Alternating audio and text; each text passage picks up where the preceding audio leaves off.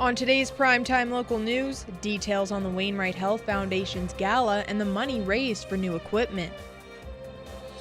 And how this spring's lambing season sparked a cuddly event. The idea of a charity hockey game kind of crossed my mind.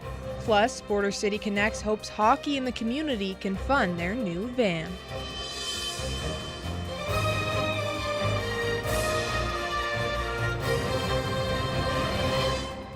Prime Time Local News, serving the Lakeland and Midwest regions.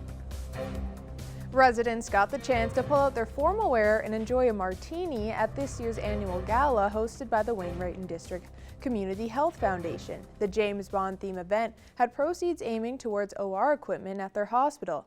Our Shelby Clark says most attendees preferred their drinks shaken, not stirred.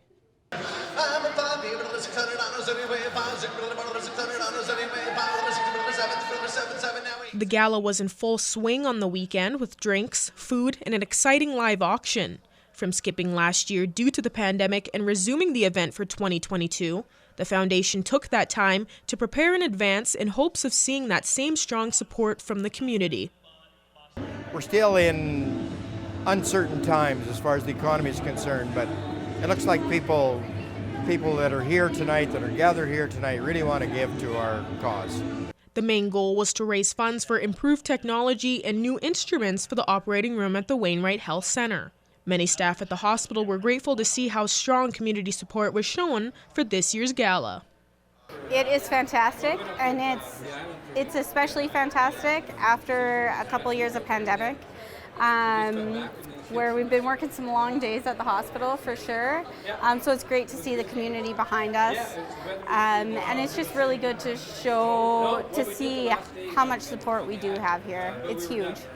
Specific equipment the fundraising went towards will drastically change the doctor's day-to-day work and help with more procedures. We are fundraising for a new laparoscopic tower. The laparoscopic tower will allow us to do minimally invasive surgeries, but that same equipment we can use in all types of procedures, so diagnostic procedures and interventional procedures. So yeah, it'll be multifunctional and will be used almost every day in our surgical program. The foundation says the gala committee keeps getting stronger each year with this annual event and are already planning for next year's. For Primetime Local News, I'm Shelby Clark. If you tuned in last Friday, you might have caught a glimpse of some baby sheep courtesy of the Cheesery. Well, the farm and lactose producer did kick off its spring season Sunday by treating visitors to some lamb time. Located just east of Kitscotty, the Cheesery has been making cheese for 10 years. Back in 2018, the farm did decide to cut back on its operations, but with the recent welcoming of 10+ lambs, Rhonda Zuckaden is getting ready to do some curdling. It was a great way to introduce them to the sheep that we're milking, and we'll be making the cheese probably in the next couple of weeks here. I'll start milking everybody once we finish up the lambing season. Hundreds of visitors took to the farm in an effort to meet the sheep and their lambs. Looking to the future, the Cheesery says that people can expect more from the summer. We also have a U-pick that we do, a flower U-pick where you can come and pick your own flowers. And I think I'm going to do some events with maybe the cheese and flowers. Definitely there's been maybe a bit of talk of yoga and flowers, so definitely stay tuned on the Facebook pages or the website. It's time now for this week's Retrospect. Here's Blake Nath.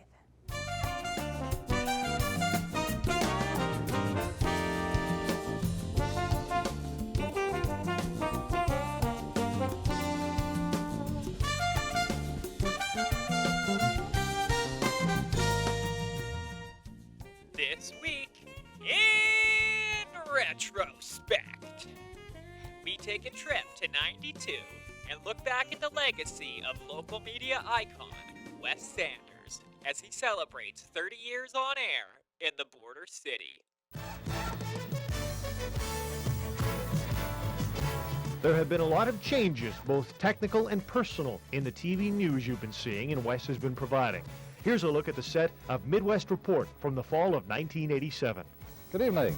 Free trade talks are in full swing. We'll have Earlier in the 1980s, the look was certainly different. The faces and backdrop may or may not look familiar, but Wes was there.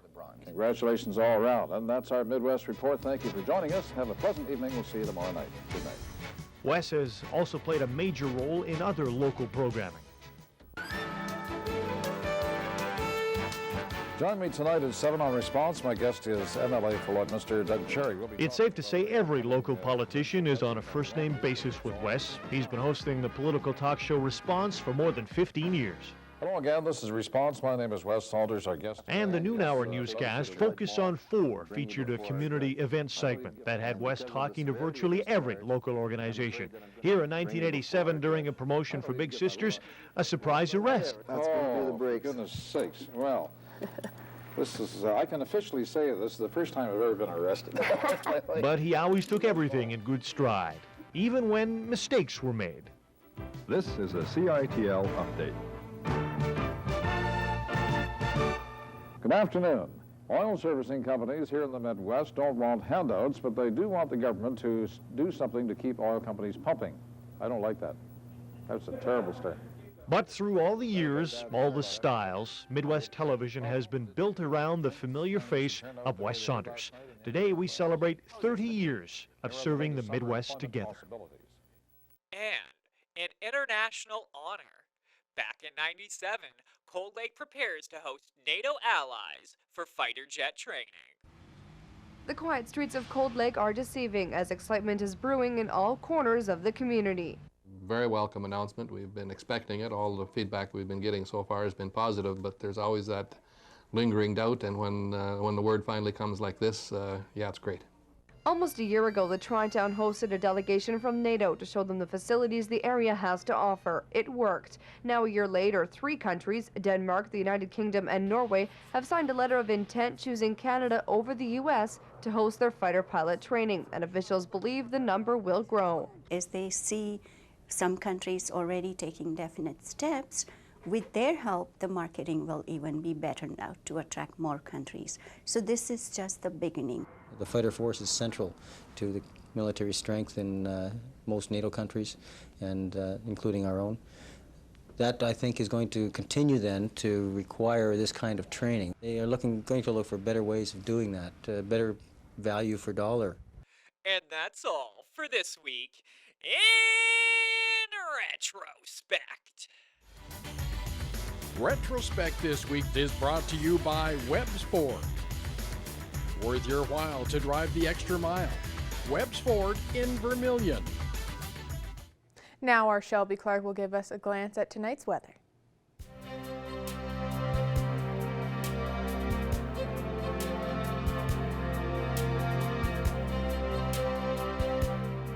Thanks so much, Jasmine. Now taking a first look at this week's weather forecast here in the border city. We are starting off this week very beautifully outside. We are sitting at 12 degrees right now, and we have seen a much sunnier day for sure compared to what we have been seeing last week. So hopefully everybody is getting outside and enjoying it, because we are seeing those spring temperatures slowly moving in here in the border city, and we're going to see this continue on for the rest of the week here. Now switching over to temperatures across the region for Alberta and Saskatchewan. On the Alberta side, we're seeing a lot of those double digits, which is really good to see. Over in Edmonton, they are seeing the warmest there at 16 degrees. Down in Provost, they are sitting at 15, while most spots are seeing around 12 and 14 degrees. 11 in St. Paul, while Bonnyville is sitting at 13, and it is 10 in Cold Lake. Now switching over to our Saskatchewan side, they are seeing some plus temperatures, but slightly cooler compared to the Alberta side for sure, except for Pearson and Maidstone. They both are at that 10-degree mark. North Battleford is just seeing 11, and Macklin is seeing the warmest there at 16, and the rest are seeing those single digits, with 9 in St. Walburg, 7 in both Meadow Lake and Green Lake, and now as well up in Isle Cross. And for North Battleford, from those double digits, they will be cooling down to -2. They will be seeing some cloudier skies for their evening low for their conditions, so they're going to be seeing a beautiful evening, and then tomorrow they will be even seeing a warmer day at 14 degrees with a little mix of some sun and cloud. Switching now to Cold Lake, they'll be cooling down, just hitting that 1 mark for their evening low, so not too bad whatsoever from 10 degrees from what they are sitting at. They will be seeing some cloudier conditions as well, and then tomorrow they will be seeing 13 degrees, so they will be warming up, continuing off of those nice warm temperatures. And for us in the border city, we'll be going down to that 1 degree mark as well for our evening low, so get ready, because we are going to be seeing some nicer evening lows coming up here, and then tomorrow we will be seeing 14, so we will be continuing these double digits through the rest of the week, so we will be seeing another beautiful day tomorrow. And now, here for Primetime Local News, we have a nice Mother's Day contest coming up here. You can win a $500 gift card for Sleep Country.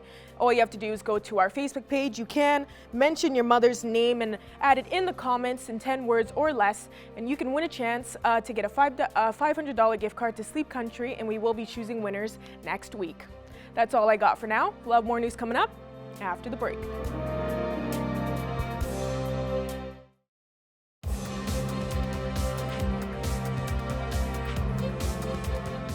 Now in sports, Evan Kenny and Thomas Wildman talk about the Under-18 World Hockey Championships. Well, Germany is the host for the 2022 World Under-18 Hockey Championships. Thomas Wildman joins me now. Thomas, this really is the final chance for a bunch of prospects to raise their stock for the 2022 NHL draft, hey?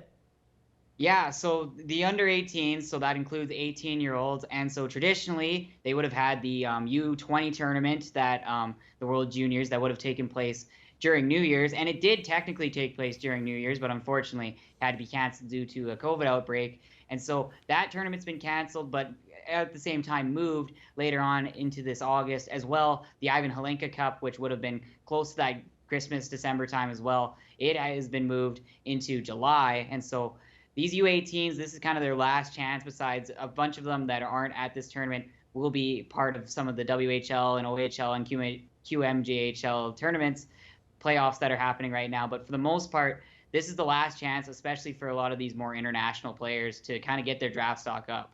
And it's very, very much a quality tournament. A lot of these players, like you mentioned, could be playing at the World Junior Championships, like you said, right around that Christmas, New Year's time. Now, so far in the tournament, Canada does sit with a 1-1 record, losing to a very, very strong U.S. team, and then coming back and defeating Germany. Yeah, so 8-3 loss to the Americans to start up the tournament. Definitely not what you're looking for, but let's talk about that American team. They are kind of the favorites right now. They are, efficiency-wise, look great. They're top in scoring. They have a really great power play. They've got the best goals against average right now, which is really good. Defense wins championships, but their offense is insane with that 8-3 win. They have the league scorer right now. That's Isaac Howard. He has 6 points. He got a hat trick in the game where they beat the Canadians.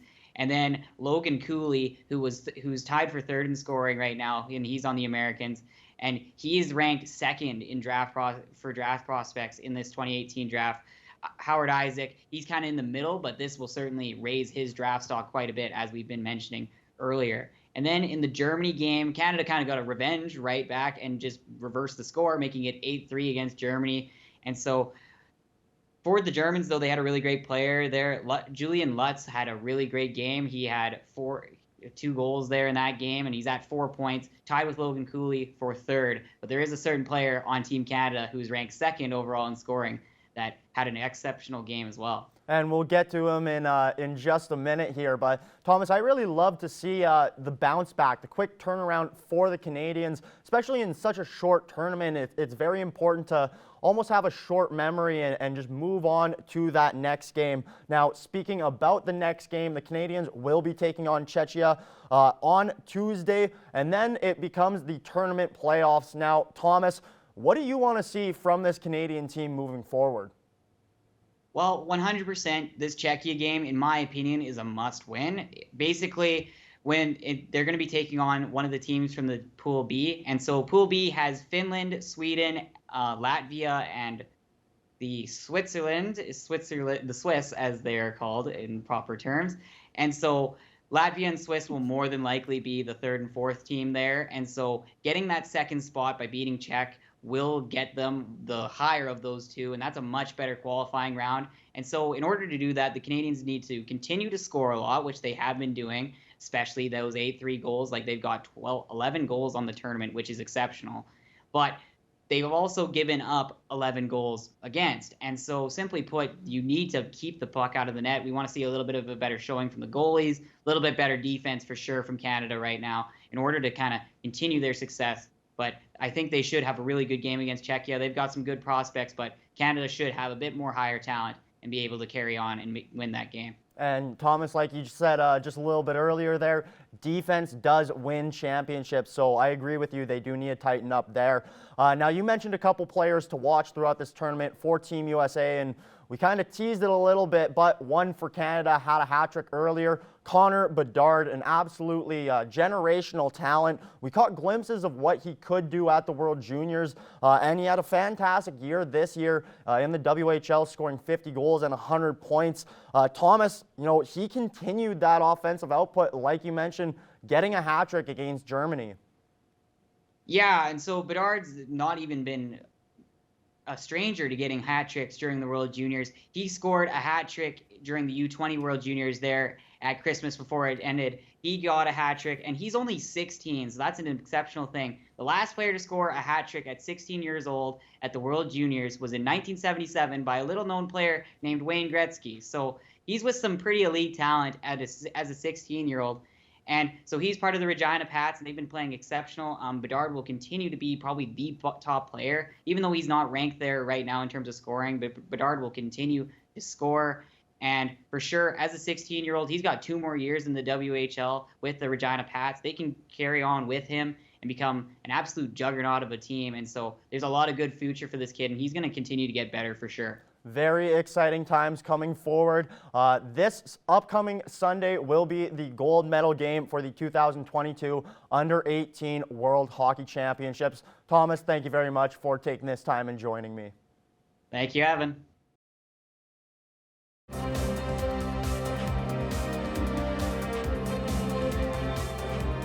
Well, big changes are coming to the SPCA here in Lloydminster as they are about to undergo a capital campaign ahead of moving into a new building. I'm joined by the Lloydminster and District SPCA Board President Chelsea Green. Chelsea, let's just start off with, can you tell me a little bit more about the new building and how exciting this is for the SPCA? Although it would be amazing to build a brand new building from the ground up, realistically for our community's needs and our current building, we need one a lot quicker. And with building a brand new building, we would have needed millions of dollars. So we kind of weighed the pros and cons. We looked around, and in the market in October, we were able to get that building for a very, very good price. And it worked out because we have a tenant that's in there currently. Intelcom actually occupies 33% of the building. So our mortgage is completely paid for. So that's an additional thing that we don't really need to worry about, which is great. Before we talk about the future, let's talk about the present. I know for anyone who's been to the SPCA's current building, I think they see the need for the new one, but can you go through a little bit of some of the current struggles the SPCA is dealing with and how a new building will help? The building's very outdated. It's seen its time. The air quality is not good. We only have one ventilation system, which is a huge issue for animal welfare and disease management. Things spread in our shelter very quickly. As the public saw, we had a big outbreak of panleuk in November. We lost a lot of cats that realistically in a new building with proper ventilation would never happen. But it spreads like wildfire where we currently are, because no matter what we do or how careful we are, the layout is not good. And in our current building, cats can see dogs. Dogs go by all the cat kennels, which is stressful. Basically it's a big metal box, and it's not a good environment for the animals. So a new building will create a significantly better quality of life for them while they're in our care. Disease management. Every room we have will have its own separate ventilation system. The cats will only see cats. There will be fewer cats in each room to reduce disease spread. Dogs will be completely separate, so they can't hear each other or see each other, which is a huge plus. And right now, we have some great volunteers that are very eager to help us out. We just don't have the space we need to allow as much involvement as we could. So we don't have a multi-purpose room where if it's minus 40 out, we can have volunteers bring some cats in and play. So our new building will give us 2 separate spaces where one will be for smaller animals and cats and one will be for dogs. And people can use those spaces essentially to come in where we can do programming, events, after school programs, all those sorts of things to get more involvement. Now, the Lloydminster District SPCA is hoping to raise quite a bit of money with this capital campaign. Why do you guys need to raise so much? Obviously, with going into a big project like this, there's a lot of unknowns. We need to be ready for everything. We're planning for the future. So in order to make this project happen the way we need it to happen, we need as much community involvement as we possibly can. We've been getting a lot of questions. You know, the capital campaign seems very large. I thought you guys had money raised. We do. We have some money set aside. We just don't want to drain it. So to make this project happen, we just need to be smart. We want to get as much community involvement as we can. We want to get a good recognition program put into place for our donors, our big sponsors, the people who have helped the SPCA get to the point that we're at, because we've been in maintenance mode for so long that we just want to make sure we're not back in that situation ever again. So for us, we've been in talks with House of Paws as they've done the dinner theater for so many years. Previously, it was in connection with the SPCA directly. And then I believe in 2017 or 2018, they kind of became their own organization to raise money for a new animal shelter in the community. So at the beginning of March, we submitted our proposal to House of Paws as they requested if we wanted the funding to just submit a proposal. Our proposal included our full capital campaign, our anticipated rental costs, request for support letter, and our draft financials. Last week, we heard back, and unfortunately right now they've stated that they are not comfortable in supporting the new shelter project, and therefore we are seeking additional donations and support through the community grant opportunities and trying to plan for bigger fundraisers and events in the community to get people involved and kind of raise that excitement. Now, you're asking for the community support to help fundraise money for this capital campaign, and you have a booklet online that goes through a whole bunch of different ways, but can you go through some of them for us right now? Within the package, it outlines our Paws of Fame, which is essentially a capital donation anywhere from $500 to $200,000 or more, depending on the levels. People will be recognized. So when you walk into our new facility, there will be a big wall, a big donor wall where we'll recognize everyone. So when you comb through that Paws of Fame listing, it kind of outlines what the levels get you. So everybody's going to be recognized, just there are specific elements that go along with each donation levels. So for our capital campaign donation platform, that's kind of the route for the one-time donation. I wish to donate $500,000 and I want to be considered a pick of the litter. And it will be a plaque on the wall, designed to be determined. We're working quite closely with Red Bicycle on a few things. So we're hoping to kind of loop them in and help them get more involved with us. They were kind enough to donate their services for this entire package, which was amazing. And then the second route is the room sponsorships. So we have quite a few rooms that we are putting within the package to allow people to sponsor and essentially name whatever they would like to name. So currently we have 3 sponsorship agreements that are already in place for 3 different rooms for 3 to 5 year agreements. Which is amazing because then we know what that income will be. So over the next 5 years, it guarantees us essentially $18,000 a year for those 3 rooms.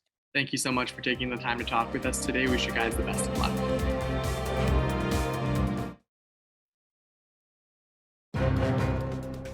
Furniture set and design supplied by Furniture Gallery and Furniture House, downtown Lloydminster. I'm joined here now with Aaron Buckingham, and today we are chatting about the Border City Connects Play It Forward Hockey Tournament. So I guess first of all, I'll get you just to explain this event. We decided that we needed to do something to replace one of our wheelchair accessible vans for Border City Connects. So this is going to cost $115,000 to do. So we were able to access grant funding for $50,000, leaving us $65,000 short. So I thought, well, what are we going to do to come up with $65,000? And the idea of a charity hockey game kind of crossed my mind because Lloydminster is a huge hockey community, and people always have supported Border City Connects so well, and they support hockey so well. Why don't we marry the two things? And let's have a 12-hour charity hockey game to see if we can raise some funds to replace this much-needed van for Lloydminster. I think that people don't realize the thousands of trips that these vans do in a year, giving those with the mobility challenges the ability to have some freedom. And I think over the COVID years we've just experienced, and people that don't normally have to be locked down or they're not able to go places, I think it's kind of brought a new awareness to the ability to be able to go places, and some more awareness to what it feels like for people not to have that ability. So we're very proud to offer that service to Lloydminster and surrounding area, but we need to replace that van. And just how exactly will the hockey game work on Friday? We were fortunate to find 44 players that registered to play in this game, and it's a big ask to ask somebody to play for 12 hours of hockey. So what we've done is 44 players, we've made 4 teams of 11, and those teams will play back and forth in 2-hour intervals each. So we're going to have Mayor Albers come and drop the puck for the first game at 7:30 Friday morning, and then we'll have the teams switch out every 2 hours throughout the day. So all the players will play 6 hours of the 12-hour day. Give everybody a bit of a break because, let's face it, guys like me love to play hockey, and I'll be playing in the game, but 12 hours is a lot of skating. So 6 hours is a lot of skating, but it should be a great day. So you are looking to raise $65,000. So how does the hockey game work directly with raising that money?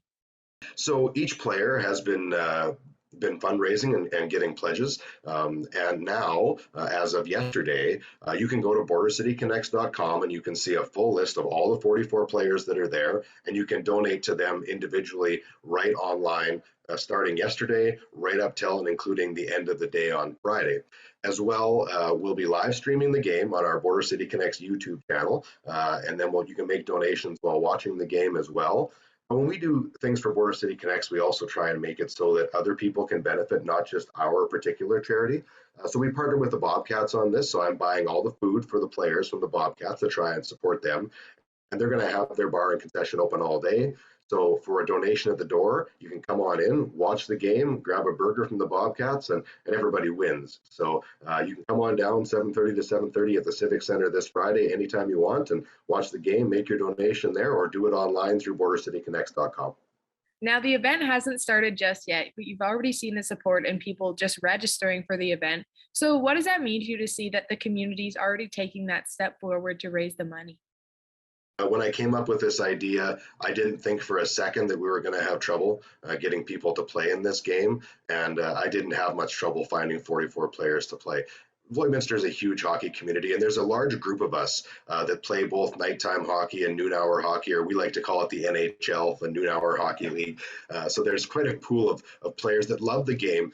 But not only do they love the game, they love to support the community. So marrying the two things, their love of hockey and the love of community support into this one game has been an inspirational thing to see so far, how well all the players have done collecting pledges to date. It's just been really, really heartwarming to see that happen. And we really need to reach that $65,000 goal on Friday. So, if you're a company or your business, your individual, you want to come down and make check presentations that day and just come down and support the cause, we're welcoming those opportunities as well. And if not, please donate online anytime this week, right up till the end of the game day, and help us to reach that $65,000 goal. And just one last time, if they are looking to donate, they can just head to Border City Connects website.